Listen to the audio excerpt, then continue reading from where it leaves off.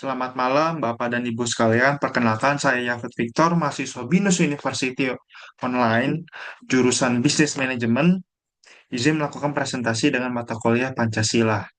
Berikut presentasi saya izin share screen.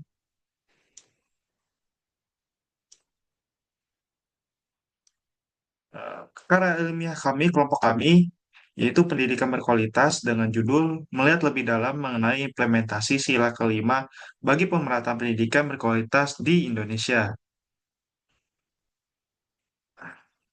Next, kita lihat pendahuluannya.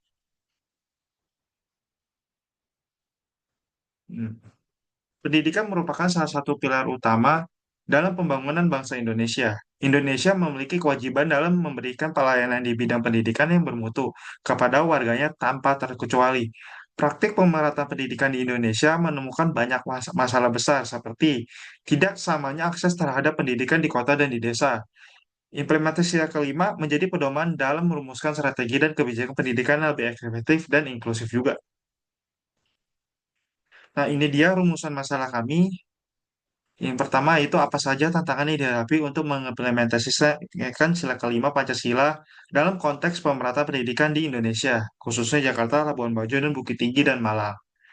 Kedua, bagaimana pengaruh pemikiran kritis dan kreatif dalam merancang solusi untuk masalah pendidikan yang tidak merata di Indonesia, khususnya Jakarta, Labuan Bajo, Bukit Tinggi, dan Malang. Yang ketiga, apa saja bentuk kesadaran sosial yang diperlukan untuk mendukung pemerataan pendidikan yang berkualitas dan bagaimana masyarakat dapat berperan aktif dalam mengimplementasikannya. Keempat, sejauh mana kolaborasi antara berbagai pihak, pemerintah, masyarakat, dan sektor swasta dalam memperkuat implementasi sila kelima dalam peningkatan akses dan kualitas pendidikan. Kita ada beberapa tujuan proyek. Tujuan pertama yaitu menganalisa tantangan dan hambatan yang dihadapi dalam implementasi sila kelima Pancasila di bidang pendidikan. Yang kedua, mengeksplorasi peran kritikal dan creative thinking dalam penyusunan strategi dan solusi untuk meningkatkan pemerataan pendidikan di Indonesia.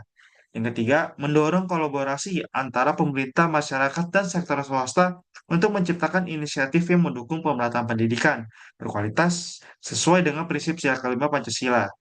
Yang keempat, yaitu meningkatkan kesadaran sosial di kalangan masyarakat tentang pentingnya pendidikan berkualitas sebagai hak asasi dan bagaimana dari tanggung jawab bersama dalam mewujudkan keadilan sosial. Metode pelaksanaan kelompok kami, kita menggunakan wawancara yang langsung ke mewawancarai narasumber sendiri dan observasi langsung ke sekolah yang ada di Jakarta, Labuan Bajo, Bukit Tinggi, dan Malang. Gitu. Nah, ini dia hasil wawancara kami. Yang pertama itu rekan saya Yohanes, yaitu mewawancari Bapak Sanusi dari Kepala Sekolah SMP Negeri Pulau Seraya. Hasil dari wawancaranya itu Bapak Sanusi menyatakan bahwa SMP Negeri Pulau Seraya masih jauh dari pemerataan pendidikan karena letak geografis yang terisolasi, minimnya fasilitas dan dukungan pemerintah. Namun, berkat dedikasi para guru, pendidikan tetap dapat berjalan layak dan memberikan peluang bagi siswa untuk bersaing di luar daerah. Yang kedua yaitu saya sendiri, saya mewawancarai guru agama saya di Jakarta.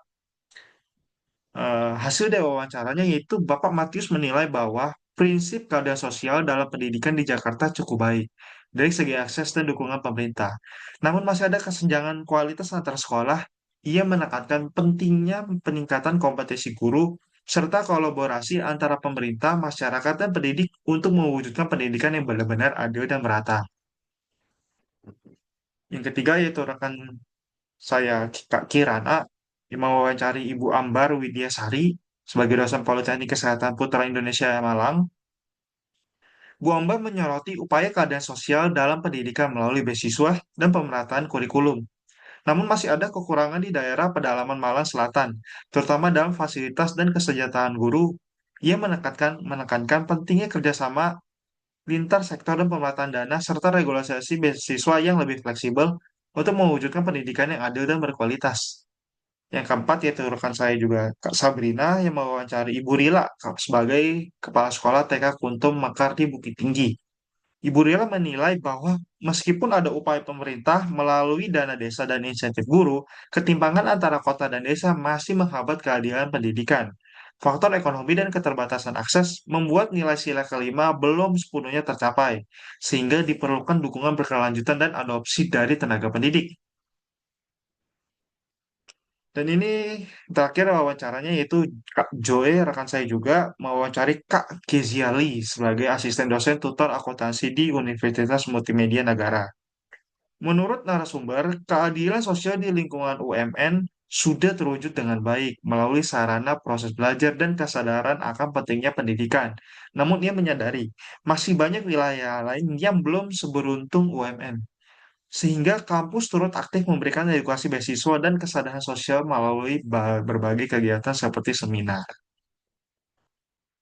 Nah, hasil kesimpulan dari wawancara kami dan hasil penelitian kami yaitu pemerataan pendidikan di Indonesia masih menghadapi tantangan besar, terutama jika dibandingkan antara Jakarta dan daerah lainnya. Kesenjangan infrastruktur serta keterbatasan akses terhadap teknologi dan internet menjadi hambatan utama bagi daerah di luar ibu kota. Selain itu, implementasi keahlian sosial dalam pendidikan yang berkualitas masih belum optimal karena kurangnya dukungan maksimal dari pemerintah dan belum terjalinnya kolaborasi yang efektif antara masyarakat dan pemerintah.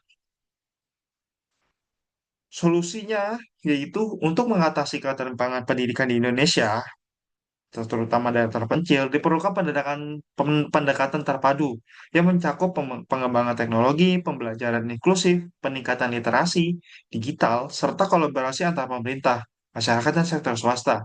Langkah strategis lainnya meliputi pemberian insentif bagi tenaga pendidik di daerah tertinggal, yaitu bisa dibilang gajinya dinaikin lebih dikit ya untuk para tenaga pendidik atau guru.